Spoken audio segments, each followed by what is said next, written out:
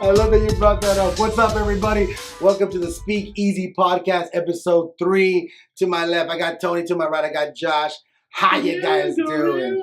But okay, I'm just gonna stop calling you Josh, and I'm just gonna call you. Yeah, I can legally change that. You can, I can see that shit too. I'm gonna turn my head around. You know, I'm gonna turn my head around because lighting is everything, and I don't want to be in the shadows. I normally don't like to sport like this, just because I don't know. I've never liked this look. Yeah. I've never liked this look. It feels extra threatening, like you're in a hurry to do something bad. I don't like that, you know? Yeah. So look, I wanna raise my glass real quick. Let's toast to our 3rd episode. Cheers, guys. It's important to celebrate all the little successes. Hey, watch that shit, man. You're gonna electrocute ourselves. By the way, this is delicious. What the fuck is this? Tell us. This is rum. It's called Pirate. It is from what I read, it is owned by this. It's a sister company of Patron. Patron. I don't know if that belittles the value or increases it, but it depends on your taste, I guess. Yeah, but it's imported. It's really good, actually. I mean, you know, that's not a professional review. It's really good. Yeah. By the way, are you a fan of Patron? No, not really. I'm not a fan. I'd rather Don Julio. Yeah. Maybe even a little Casa Mexico, you know, maybe. It's good. It's good. What do you have some? Yeah, German tequila, which other people call it Jägermeister. I call that German tequila. That's an añejo. Yeah, for sure. Yeah, I'm really digging this, and you're not having much of a drinker there, but you're liking this as well. I like it. It's making it a little loosey goosey. Oh, here we go. It's gonna be fun. So how you guys doing? You guys good? Gorilla. All right. The Vanilla Gorilla good? The Batman good? That is good. The Bat is good. Yeah. So, why don't you lead this episode, my friend? Okay. You got some stuff on your head, and I like it. I like where you're going with it. Well, I was just thinking of our careers, if that's what you want to call them, our trajectory of exactly right. I would hope so. The idea that a comedian can perform in multiple arenas, right? Mm-hmm. And with those arenas come different environments that you have to react or overcome. And as a bartender, I have the same arena, you know? It's the bar, basically. Now, when we mix those two together, us three have been friends for a long time, and we've come to, there's been times where we've actually been in the same place together doing different jobs. And what this all comes down to is the fact that I'm the bartender. Let's set it up this way, okay? Let's pretend we each got a show tonight, okay? We have to go somewhere after the podcast. All right. And essentially what we're going to be doing, you two are going to be performing, okay? As same comedians. Show or different show? Same show. Same show. Same All show. Right, cool. So you're opening it up for me. Right. And it's going to be at a dive bar. It's gonna be, okay. It's going to be at a little rink-a-dink dive bar. All right. And they just started this comedy night special on a Tuesday because it helps to drive business. Because nothing happens on a Tuesday, usually at a fucking bar. Right. And I'll be bartending that evening. Taco Tuesday. That's the thing. Right. Yeah. Well, every fucking bar has Taco Tuesday. Right. Weird. So weird. I mean, I like tacos, but not the ones you serve at the damn bar on Taco Tuesday. Those are the worst tacos ever. I just don't like that it's really dark outside, and it's someone just grilling underneath a lack of light. Anything could be there. Yeah. You're right. Underneath a lack of light. Excuse me, sir. I can't eat these tacos. It's a little lit. Yeah. Do you have too romantic for me? Right? The sun's down. Are you crazy? The fact that you have a candle next to you is bothering me. Bring my own. So it's a dive bar. All right, it's like, dive bar, Tuesday. Tuesday night at a dive bar. You guys are perform. You guys are on the bill. All right. And automatically there's a difference in setting. Okay, most comedy clubs you got a 2-drink minimum, which usually filters out the cheapos. Mm-hmm. You have a backstage area where you're able to focus on yourselves, other comedians. Gives you a sense of I'm better than everyone else out there. You know, green right? The dive bar scene for a comedy show, which we've seen, I believe, I don't want to say more and more, but I've been noticing that it's a consistent thing. And usually it's a Tuesday for some reason. As far as a comedy show being part of an entertainment for a bar? For a bar, okay. Yeah. And it is becoming more common. Right. And I'm curious as to a couple of things. One, as a comedian, you want to perform everywhere. Okay, I mean that's what you should be anywhere, doing. everywhere, right? Yeah. So a dive bar is basically anywhere, right? Yeah. That's one of those, when you're about to perform in this particular arena, what goes through your head as far as preparation? How is it different than, say, the comedy club or improv or anything like that? And what are the goods and bads in terms of like, because it's more lax, are you freer or is it more stressful? I don't want to bombard with too many questions, but essentially, I know. But I think I captured most of it. Do you wanna? Yeah, I think it's totally different. I mean, Walter and both of you, like if you perform at like a legit comedy club, like walking in there, those people they paid money to see comedy, so it's great. You get treated nice. You get like free drinks, free food, minimal heckling. Minimal heckling. So you're already going in there with the mindset like, cool, this is going to be a good experience because I'm at a comedy club. You definitely do feel more professional. Yeah. Where you're at a comedy club, for sure. My preparation's totally different, I think. And it's not, I wouldn't even say totally different because most of it is just, I think about a little bit more on a major stage, like an improv versus a bar. A bar, I'm like, let's see how I feel. Last minute, let's see how I feel right before they hand me that fucking mic. So I really am kind of carefree about my preparation with a dive bar.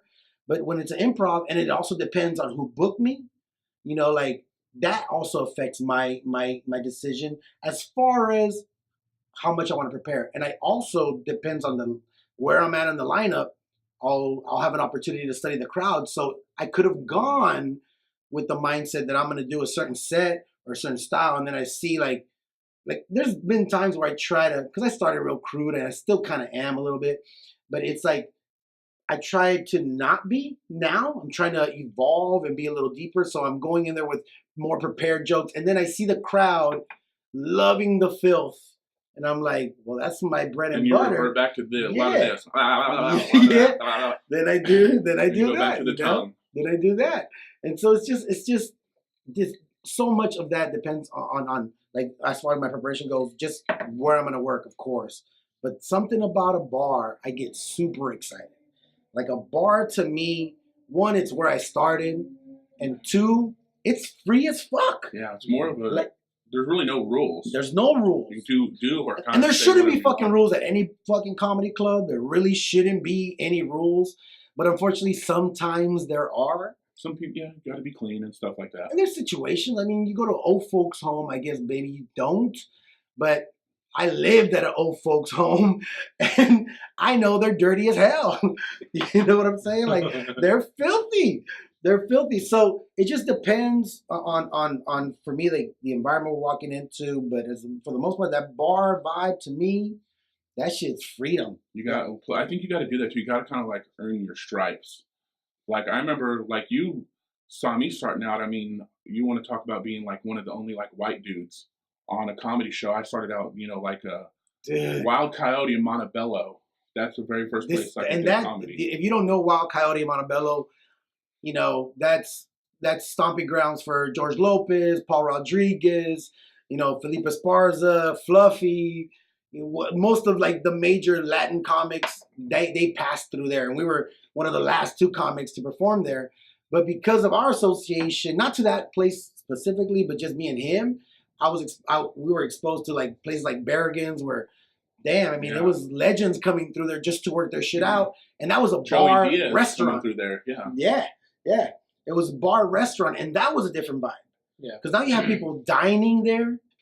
So you're thinking like, well, this is a dining experience for them, but it was the rawest of the rawest platforms, and it was just cool, man. And you were like the only white guy. Yeah, and I'd be like, cool. There's like 12 cholos with fake tattoos staring at me. That's a lie. And I'm like, this is gonna be fun. That's a lie. It was like 70-year-old Mexican ladies willing to get pregnant again.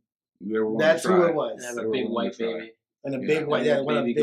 Big Mexican gorilla. Yeah, I actually saw the transition with Walter. I mean, I've seen it numerous times, but this one time in particular, it was a testament to his growth as a comedian, where he had a pint of beer next to a pitcher of beer, and I think he was the third comic up, maybe third or fourth, and I believe one comedian made a joke about anal sex, and the crowd loved it.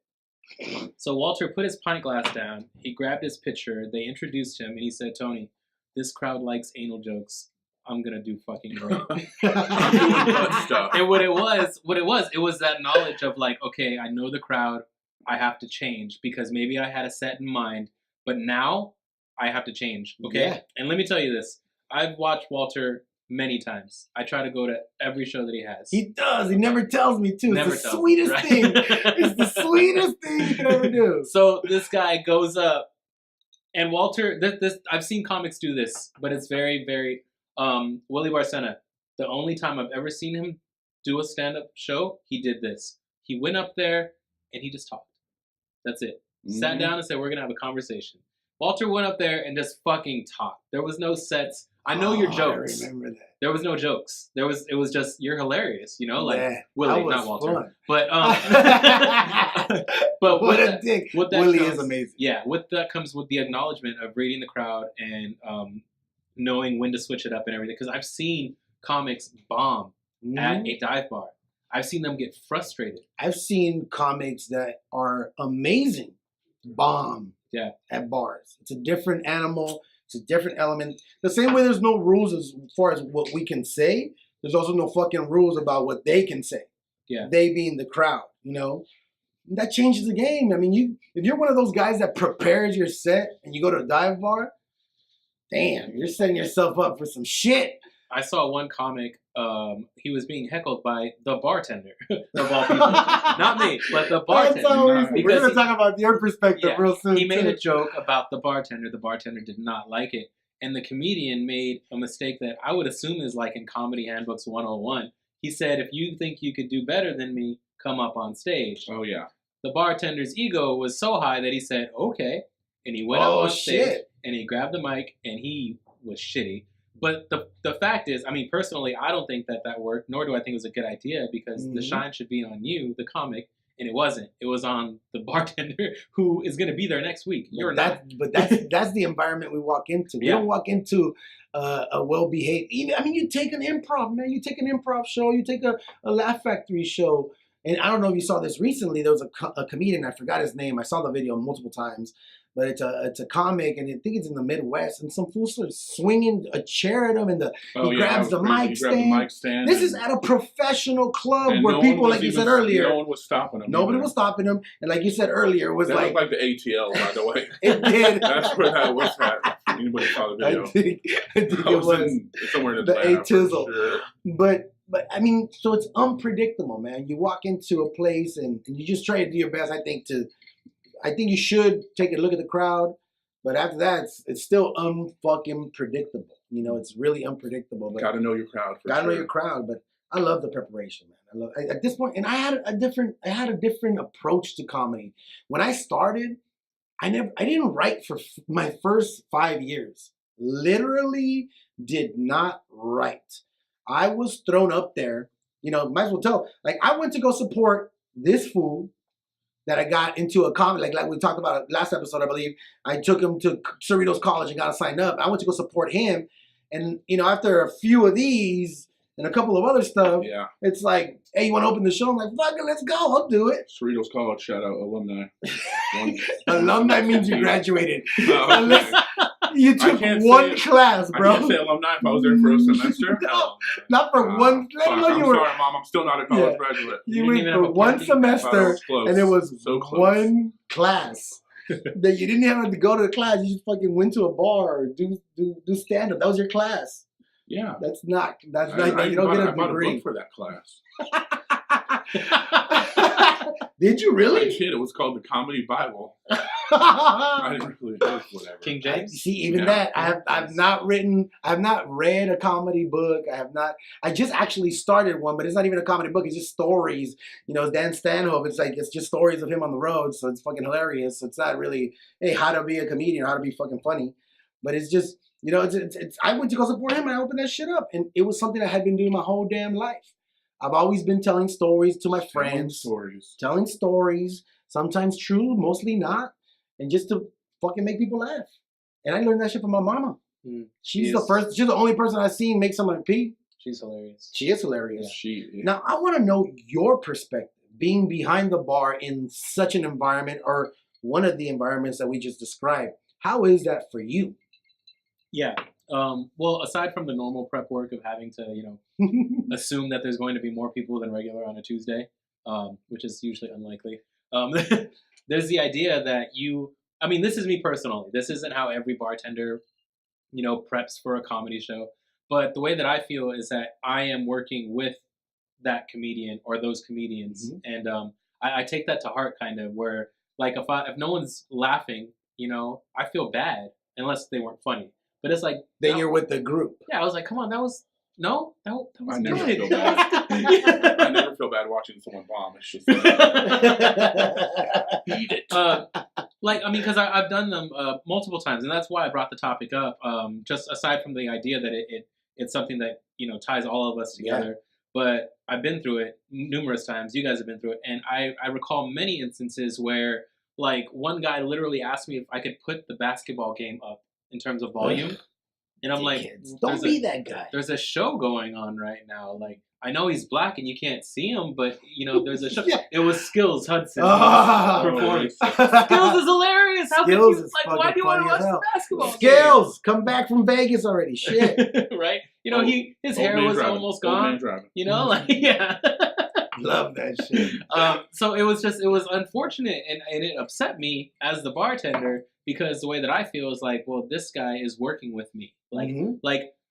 And most don't. I mean, you just brought up a good point earlier. A damn bartender wanted to, upstand the damn comedian. That's ridiculous. And because they will shout out. I mean, how often do you say yourself, make sure you tip your waitresses, tip your bartenders, blah blah blah blah blah. Yeah. But aside from that, like I feel like there's certain rules to viewing a comic, and at the dive bar arena, that doesn't exist. Now, you said there's no rules in comedy. I agree with that fully. But in terms of the audience member, I do think there are rules. Definitely. And some people don't follow, especially at a dive bar. Whether you're heckling, talking, on your phone, receiving a phone call big time, and I've struggled with this myself. That's insane. Jennifer, get off your phone. Jennifer, get off your fucking Facebook.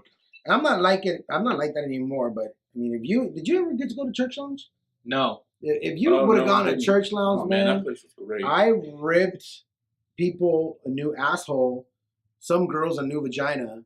Like didn't they leave crying? Yeah, they left crying. They left crying, but they were fucking being so rude and heckling the comedians and interrupting, and I just went off. Nice. I just went off and let them have it, and that could fuck up your show. Yeah, you can make your whole show about that, which is not good. and I tried to avoid that. And I think ever since that time, I try to avoid that. Yeah. Because then you make it about that individual, But that one was just, you got to learn your lesson. Yeah, it's like the bartender that flipped out. I feel like if a comedian, and you've seen this firsthand, okay?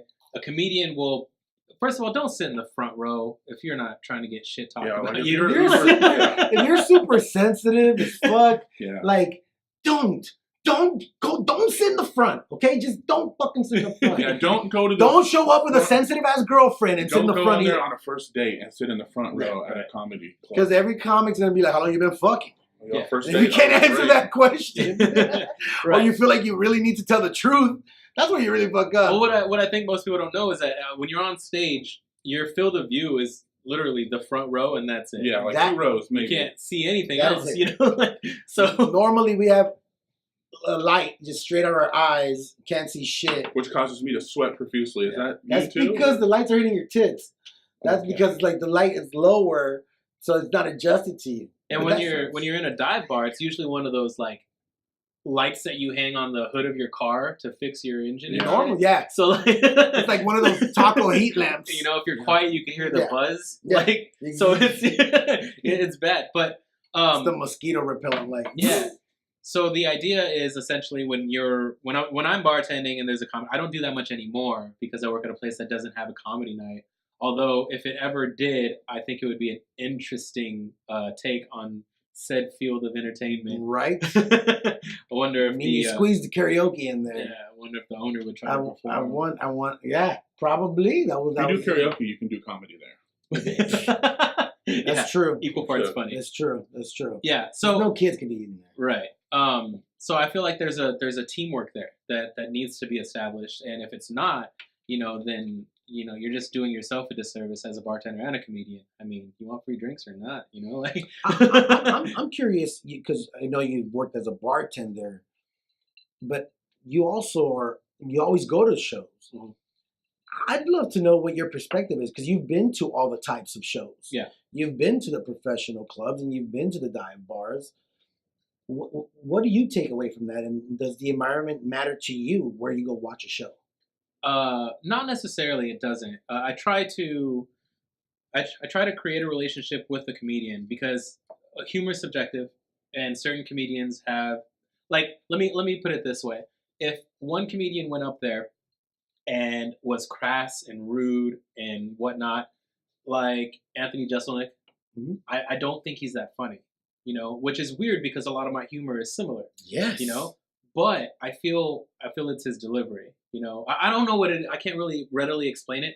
But so when I go to a show where there's some unknown guy and he does the same shtick, I'm like, this guy's funny. I don't know why. I don't get it. That's interesting. But, right. But the perspective is when I'm at a comedy show, it's the comedian and me. Remember that show you did at Gaslamp? Well, you did many, but there was this one in particular where I went to, and the comedian, I don't remember his name. I wish I did because he was so good. But I was a little intoxicated. So I was using the terminology of a comedian whenever he would do said terminology. Like at one point he made a joke. 2 minutes later, he did a callback. And I said, oh my God, that was a callback. But I said it loud enough for him to hear me. And he's like, yes, it is. Like a little annoyed, but also like, I have the most embarrassing story with that shit. That's just, I like that. Yeah. Sorry. Well, yeah. So like a couple of minutes later, I was like, he did it again. Like I was dying. Vanessa was with me. It was great. He was great. He was really good. Because to me, that shows not only talent, but you wrote this and you wrote it well. And as a writer, I appreciate that. So his final joke, he said it. And then he looked at me and goes, now that is a callback. And I was like, that was beautiful. It was great. So no, to answer your question a little more thoroughly, the way that I watch comedy is that I don't want to say I'm a student of the game in the same essence that I aspire to be a comedian, right. Or that, because I feel like that would be a disservice to both you guys and anyone else that wants to be a comedian, I don't want to say that. However, from an entertainment standpoint and a writer standpoint, I find the medium incredibly, it's like so giving to the audience member because you're putting yourself up there and you're making fun of yourself. And it's such a, from watching, the big ones, Jerry Seinfeld and Steve Martin and going even further back prior to watching the no names. There's so many fucking hilarious no names. They're all putting themselves on the line. Hilarious. Saying, not only am I going to expose myself to ridicule, I expect you guys to laugh at me and there's a big chance that you're not going to. Really I find that ballsy, true, absolutely. And I think it's a gift, honestly. I think if you can go up there, stand on a stage, spotlight on you, complete strangers, and if you can make people laugh and just make people have an awesome time, that's a true gift. I think so. You can't fake funny. No, you can't. You can't. No, I kind of giggle at comedy classes and shit, Yeah. Because I agree. We know people that do that. Like I see them like, sign up for this. Like you can't. There's certain things you can learn at a comedy class.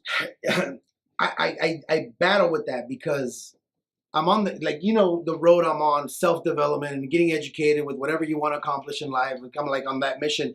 So I've kind of changed my mentality because initially I was like, really? You're going to go to fucking class and learn how to tell jokes? Get the fuck out. You just get on stage or you either know you're funny or you're not.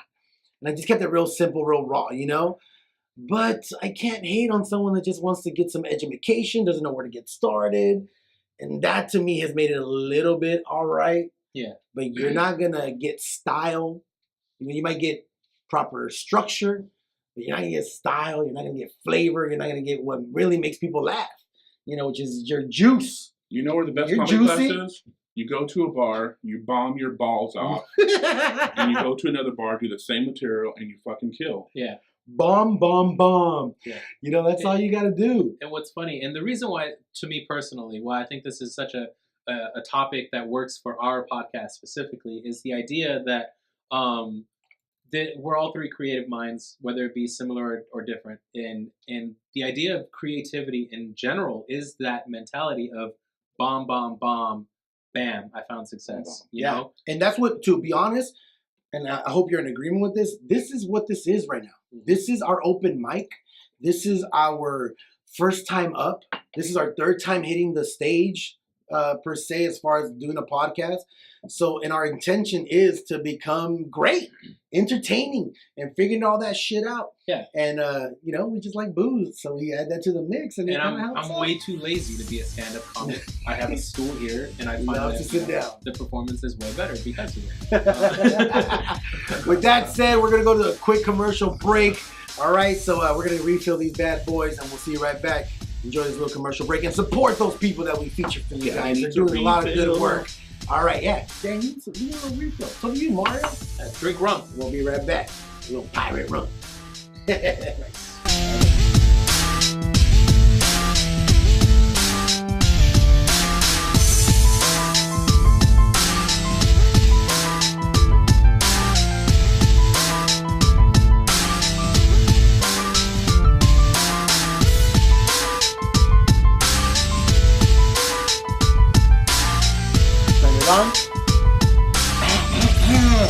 What's up, everybody? Welcome back from your commercial break. Support those artists. You should have seen Dan's photo studios and Mario Lopez art. Which, by the way, we fucking just decided, right, Tony? Like, well, let's just do what we said. Like, we gotta honor our word. I mean, due to certain comments that I cannot repeat, Joshua is no longer on the podcast. We have replaced him with a more artistic and verbal person. Yeah. How you doing, Mario? We don't care, Mario. That's Mario Lopez, and but he's gonna be there. He's gonna be sitting there, just sitting pretty. You know what I'm saying? Cause fuck Hey, the guy can't take a shit or what? I guess it can't take that long. You know what I'm saying? I like him brown. That's all. What the fuck? Oh my god! Oh, here we go. Well, that was a stunt.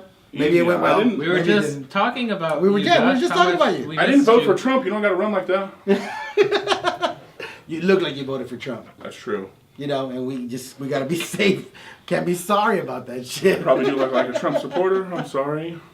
Sorry, Josh. It's all right. It's all right. Well, welcome back, guys. Appreciate it. We got Josh back. We gotta keep him. You know, can't keep me down. Can't keep him down. You know what I'm saying? You know, they say white is right. I don't know about that. I heard that somewhere. A lot of people like brown rice now. Yeah, they do. They much prefer. You go to Chipotle, it's much healthier than white rice. That white rice just fills you up with bullshit. Yeah. You know what I'm saying?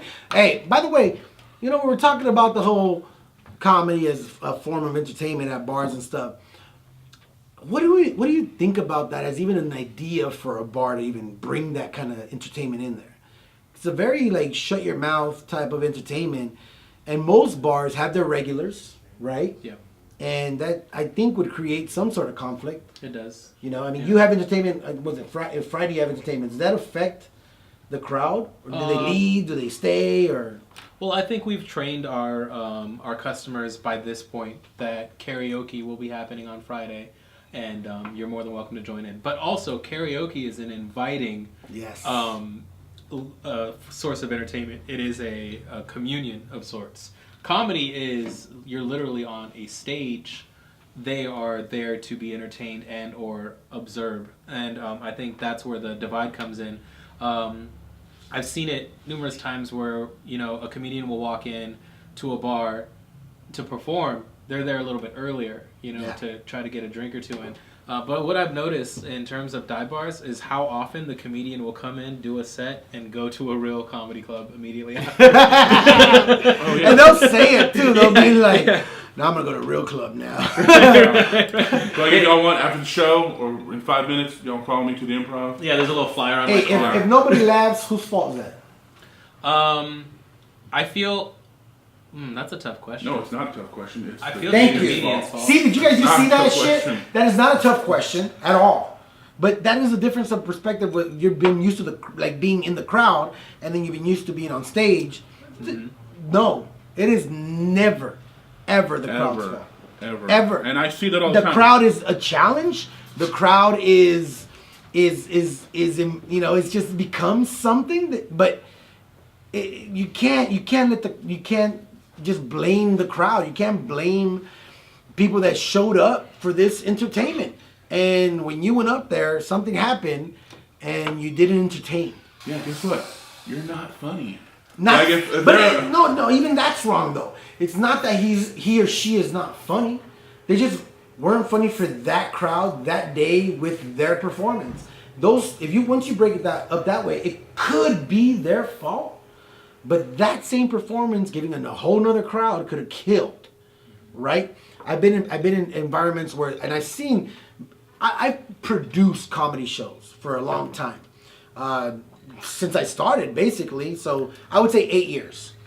I've been doing it 9 years. I think I got started my second year. So I would say 8 years I've been producing. And I see these comedians in different environments, and trust me, those environments affect how they perform. So it's like, it's not one or the other, but it's definitely more so the comic's fault than anybody else. I one time performed at this club in Long Beach, like downtown Long Beach. All black comedians, all black crowd.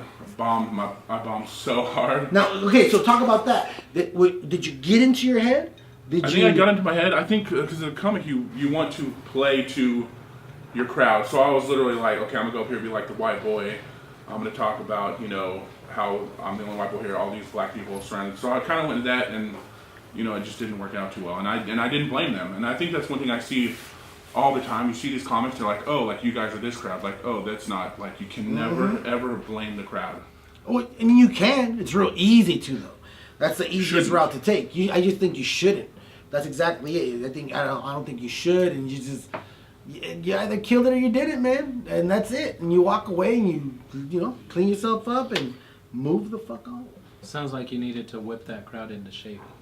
Too soon, Tony. Never too soon.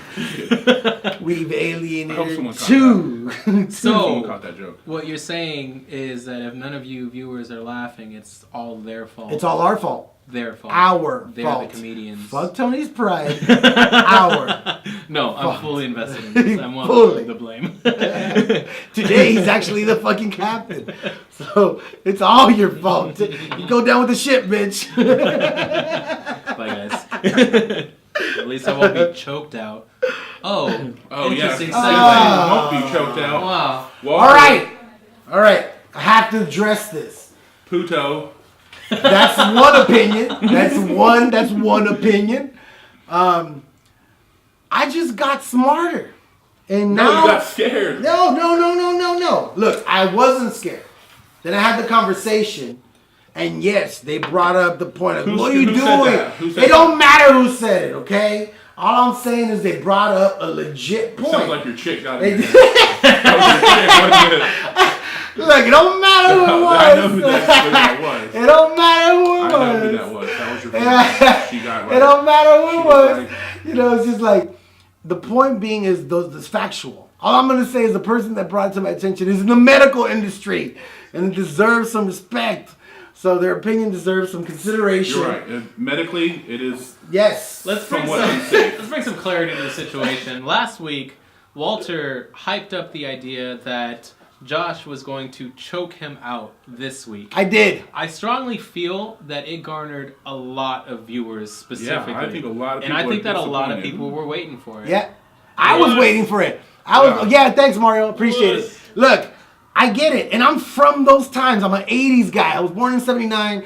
I'm an 80s boy. I would be clowning the fuck out of someone else as well. I would be, oh, you're a pussy, you're a punk, blah, blah. But fuck that, man. The best case scenario is you're going to kill some brain cells. But you have millions. Maybe I do. I don't know how many I have left. I've done some stupid shit. I got jumped twice. A cat nap. You know how many brain cells I lost when I got jumped both of those times? Josh, just do it. Stomp it on my head? Yeah. No, look, I don't want to do it. It's not worth it. Here's the thing too. He even told me earlier. Pressure. He was like, well, I'll just let you just put your arms around me. Just let me know how that feels. And I was like, well, if I'm at that point, then you technically couldn't stop me if I already have my arms wrapped around you. I'm fighting myself here, okay, guys? Like, no joke. I want to get choked out. I really do. You might but find fuck, it like man, erotic. it's like, well, definitely don't want to discover that. I don't want to be, That might be like having a to new choke thing. myself to jizz. Like Yeah. that Give him a doesn't hug. seem Josh, like give him it's a worth. hug. No, don't Yeah. do it. Well, I'm just saying, like it's. I want to experience it, but it's not. How about if I'm the 1% and I'm gonna feel like an ass wipe? I know it's a huge. Like You you're know, just gonna wake up and like forget how to tie your shoes or something. I could. You'll Maybe never- I lose my funny bone. Maybe I'm not funny anymore. You'll never be part of the 1%. Skin color has nothing to do with this, okay? You know, or economic status. But I'm just saying, man, it just seems a little risque. And I just thought about it, and I'm like, I know I'm gonna get clowned. I know it's bullshit, but I'm not gonna do it, man. Hashtag choke Walter out. No. Get that going. No. Look, no. I've been friends with Walter for years. Be prepared know to be where this is disappointed multiple times. Breaks promises and he breaks hearts. Okay, sorry guys. More hearts than promises. No, but that's really, I'm serious, man. Like, and I'm not kidding when I say I want to do it.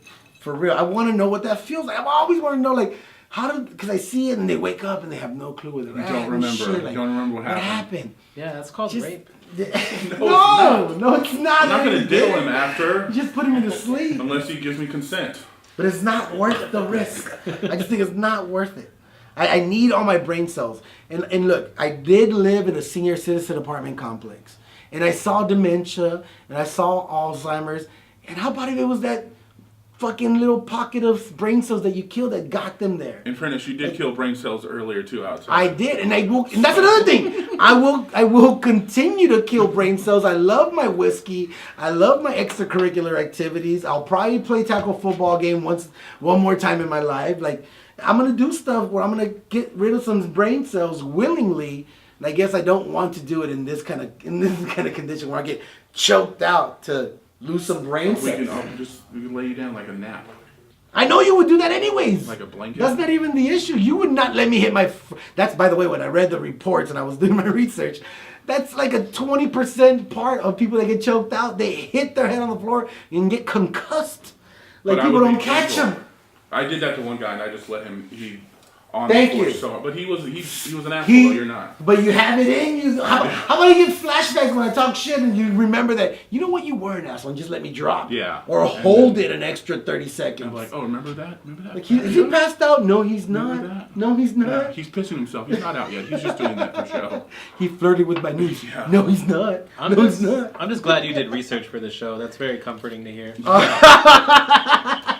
Google was That probably is like, that's an inside joke. That's an inside joke. trick Google. That's gonna change, and you could tell that to him too. You don't have to just tell it to me. Do you have any questions in there? Do I have any questions? No, someone's telling us how to start the show. Oh, okay. We Good. started Thanks for 40 the minutes advice, ago. guys. Thanks for the advice. I mean, yeah, that's where I'm coming from, and I'm sorry. Maybe It'll it'll happen. happen. One day it'll happen. Maybe it'll happen because I'm really fucking curious. We're gonna wait till we get a lot more people in here, and then we're gonna do it. Maybe you Like, just in have front of stage people. fright. No, I don't have stage fright. I don't Okay. that's not the part. Are you afraid to be It's vulnerable literally like me that? reading what I read today. I read it and I didn't like it. Like, even there's a small chance. Like, why? Why? To appease you guys? To get more fucking likes and follows? Your idea. No. Your idea. No, it was. I was enthused. And like I said, I'm still like, I would like to experience what that's like. I don't think it'd be that crazy. But when you read, what do they say? You know, you read, you gain some knowledge. Yeah, just Like, be gain careful. some What if we get like knowledge. a? And that what if we knowledge get a scared petition? me. What if we get a petition and 100 people are like, yeah? If 100 people What are is like, this? yeah. This is not, we're going to pass a bill to I get mean, you let's choked just out. What pull are you the talking crowd about? out. Choked out. Petition. Walter Raise choked your out. hand if you would Oh. like to see Walter choked out. Anybody here want to see Walter get choked out?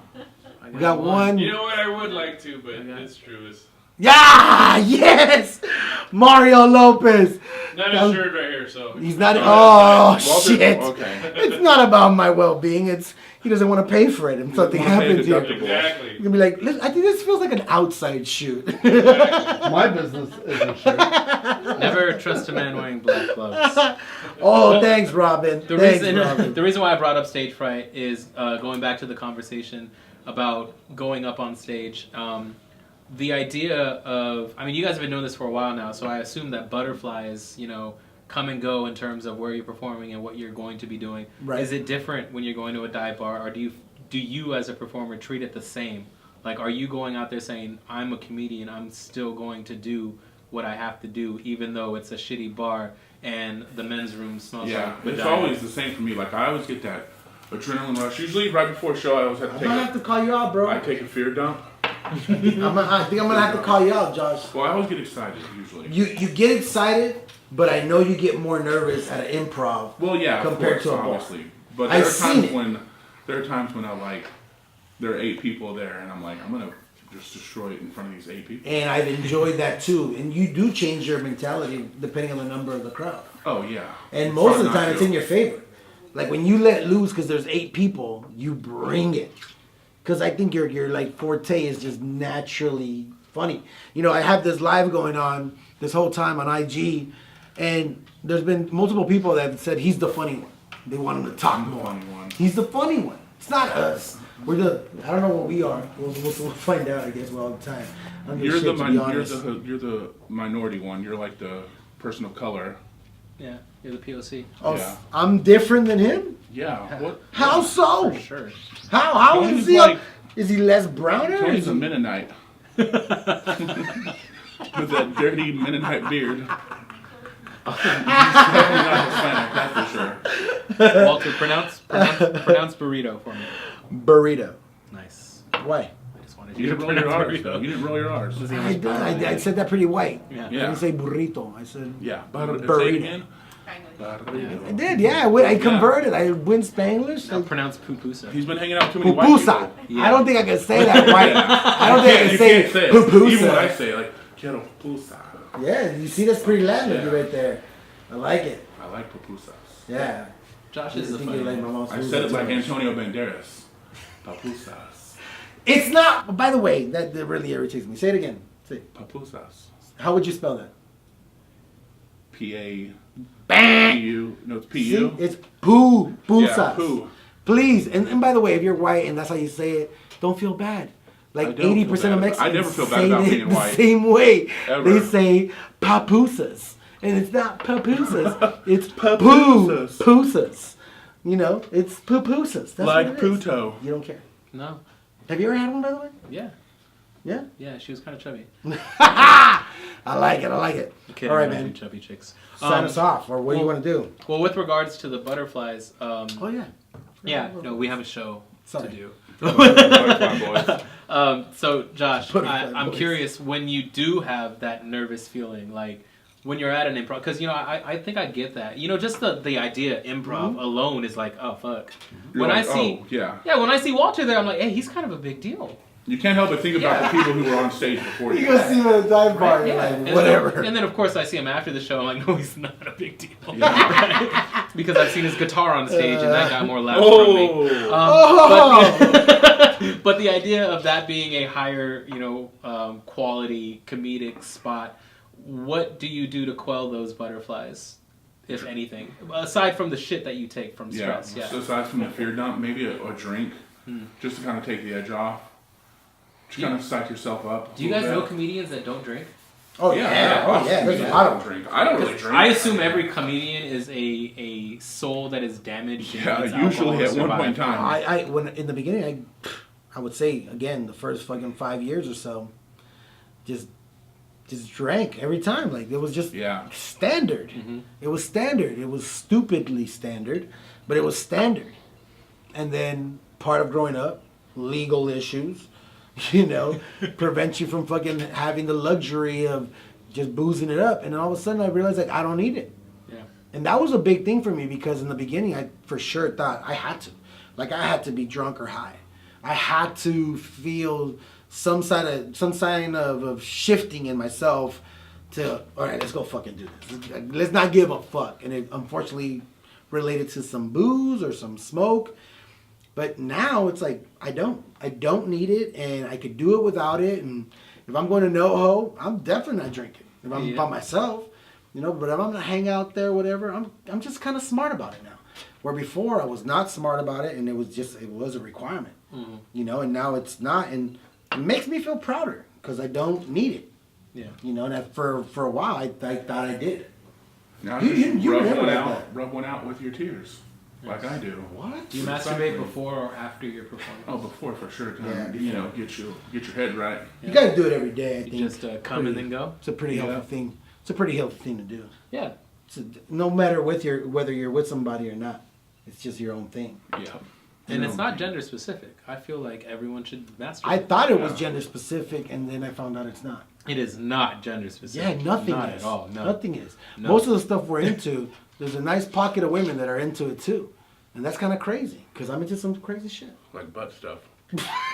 I remember one time I was getting ready for a shower. Why did I know you were gonna go there? Why did I know you were gonna go there? So I'm in the culo. I'm in the restroom. I'm getting ready. I'm undressing, and I hear. Oh, we know what that is. And I'm like, what the fuck is that? What's going on, right? And then I hear some moans. Open my door to the restroom a little bit, poke my head out. Girlfriend's just masturbating. So it is not gender specific. Just you're there. I'm there. She doesn't give a fuck. She's like, you know what? I don't need you. I don't need you today. I think I need to bust it out right now. She didn't even hit me up. Like, you want to help? Like, no. It was just like, oh, he's not taking even a shower. like you want to watch. No. Like they forgot you were there. Yeah. No, she I didn't care. experienced the same thing. Yeah, no, it I doesn't walked matter. out like, oh, forgot you were. Get the hell out of here. You forgot I was here. You didn't give a shit that I was here. Is another thing. Yeah, That's you know, and crazy. this is a topic that will come up later. Yeah. But I'm sure. I mean, it's a show's worth of topics. Oh yeah, I It once is. caught my friend rubbing one. And out we of my want head. some girls on this show for that topic. Like we want some honest True women story. on this damn show, just educating us. Like start removing our assumptions. Or clothing. Or that. Yes. Or that. No, that's all coming in the future. Believe me, as unprepared as we sound on a daily or weekly basis, we got quite a few things in the works. And I think today's episode was mainly to show you guys that this isn't necessarily all about bar fights and getting fucked up on your birthday. There is a lot of substance of the within the topics that we're talking about today. I mean, I don't want to go and say that there's like a thematic element of every episode, but if you can see it, then it's probably on purpose. Today, I think the idea of creativity was very, very prominent, and creativity being suppressed by different environments. Whether you're a comedian like them or a writer like myself, the environment does lend a hand to what you're doing. Yeah. And if you don't properly manipulate said environment to your liking, then you won't be able to properly create. Even this podcast, you know, like the environment. The first episode, people don't know this, but it was in a completely different area. We scratched it. And we messed it up big time. Like, it was all us. Yeah. Like, you know, and where we're at right now seems a bit more relaxed. It allows our videographer to not have to worry about us breaking shit that belongs to him. Thanks, Mario. You know, and Shout out to Mario Lopez Art. Mario Lopez Art. Made this. Right made here. everything. He's gonna Dan's work on photo our, studio. He's working on our butterfly tattoos. Yes. We're all going to get matching butterfly Butterfly tattoos. boys. All 5 of us. Dan, you're in, right? Butterfly boys. Butterfly All of tattoo. We're going to get on our hip bone. happening. Bubblegum pink. It's gonna be pink. Bubblegum pink. Middle of my butt crack. Right on top. Of all of us, if we get a tattoo on our hip bone, no one will be able to see it. Okay? That's kind of true. That's kind of true. We got a little flap just hanging over it. I don't think we're gonna get it. Yeah, but if I could wrap it up, I just want to say that is the main concept of what we're speaking about. Why do it look like a cocoon? With regards to just like what we want to talk about is equal parts funny, but also something of substance. Walter, we talked. I will make fun of him. I will continue to make fun of him on his self-appointed, righteous movement to learn and educate himself more. I'm addicted right now. There's nothing wrong with it at all, because when doing so, he's gonna find a lot of stuff that I'm gonna be like, well, that's just not true, Walter. I can't wait for those. But we need some conflict. Yeah, but what it's going to do is it's going to make him look into it more. One day if this was 5 years ago, he would have been choked out already. I would have. You know? Gladly. 5 years ago, I'd be like, choke me out again. That was so good. That was awesome. Yeah. You didn't get the right video? Fucking do it again. We got a retake. You cool with that? Yeah. We didn't catch it. We didn't catch it. You touched on a very interesting point, and maybe we could talk about this next time, but like, it's tough, dude. It sounds stupid. I know it does, but like, I'm struggling with not doing it. Like, I'm legit struggling with not following through. One, because I want to be someone that honors his word, because so many times I wasn't that person. and I want to establish that. Hey, impeccable with your words. Impeccable with your words, and so it feels like one, I'm lying, like I pussed out, and it's hard, but I'm doing it for the right reason, and that it's still hard. It's still fucking hard to do. It's fine. I'm not concerned. Yeah, but it's ridiculous. But it's still. I just want to point it out because it shouldn't be hard, but for some fucking reason it is. Yeah, it's all right. We'll see.